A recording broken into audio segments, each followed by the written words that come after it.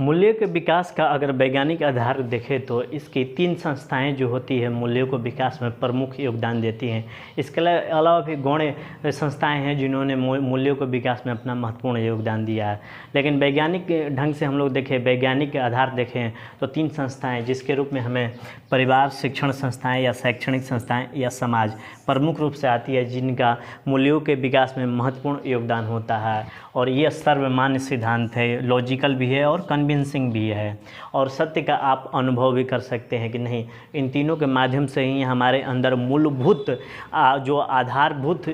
या आधारभूत मूल्य है, इनके विकास में इन तीनों का ही योगदान होता है। इसके अलावा देखें तो बहुत सारे मनोवैज्ञानिक रिसर्च किए गए, समाजशास्त्रीय रिसर्च किए गए आम लोगों पर, और देखा गया कि जो उनके अंदर गुण विकसित हुए हैं, उनको सोचने का तरीका क्या रहा, उनके दोस्त कैसे रहे हैं, उनकी वैल्यू सिस्टम क्या रही है या नैतिकता के मापदंड क्या रहे हैं, इन सब चीज़ों का विश्लेषण करके देखा गया तो पाया गया कि परिवार, समाज और शैक्षणिक संस्थाएं, इन तीनों के माध्यम से ही इन चीज़ों का विकास होता है। इस वजह से कह सकते हैं कि आज के समय में सबसे लॉजिकल और कन्विंसिंग सर्वमान्य सिद्धांत यही हैं, वैज्ञानिक सिद्धांत, जिसमें परिवार, शैक्षणिक संस्थान और समाज मूल्यों के विकास में महत्वपूर्ण भूमिका निभाती है।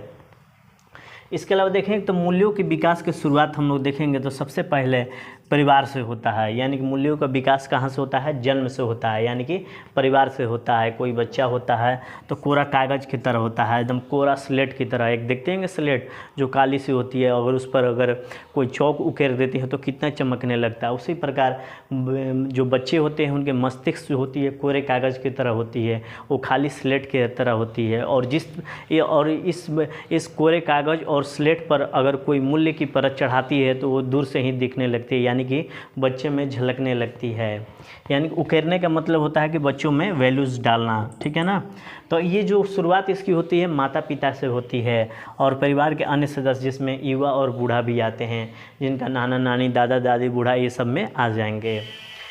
एक बहुत ही महत्वपूर्ण कथन है नेपोलियन बोनापार्ट का, if you give me 100 good mother's I will give a good nation. ऐसा नेपोलियन बोनापार्ट कहते हैं, माँ की महत्ता को बताते हैं कि माँ की महत्ता वैल्यू सिस्टम में कितना